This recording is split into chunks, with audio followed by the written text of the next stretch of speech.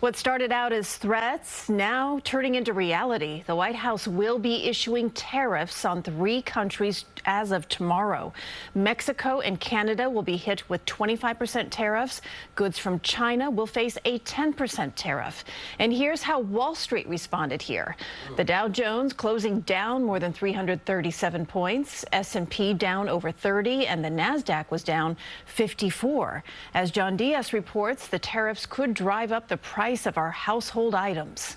It's always a scary thing when we got to raise prices. The manager of Morty's Wine and Beer Bar on the Upper West Side is hoping that won't be the case. But since some of his tequila is imported from Mexico, he's preparing for the worst. I hope it never becomes an issue where, I have people coming into the bar and they're not able to afford stuff. The White House saying on Saturday, President Donald Trump plans to implement tariffs of 25% on Canadian and Mexican imports and a 10% tariff on China.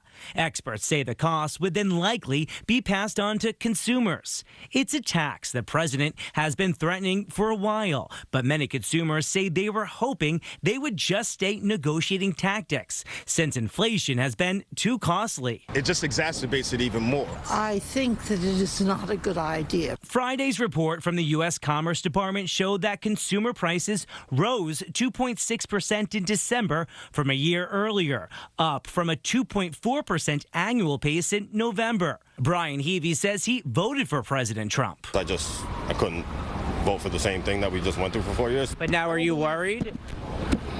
Worried? I mean, I'm not necessarily worried, but I mean, it's not a good thing. I'm not looking forward to paying more for groceries. Economists say it's too early to tell which goods would be taxed, since some may be excluded. But anything is on the table, from food to automobiles. And some experts say that these new tariffs could cause some issues for a trade agreement that President Trump actually negotiated in his first term.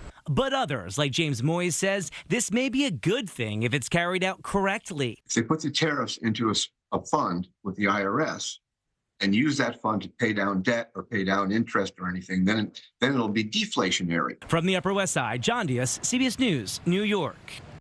Now, before the president returned to power, he did threaten tariffs of up to 60% on Chinese goods. Some experts say, though, that he may decide at the last second to not carry out any tariffs.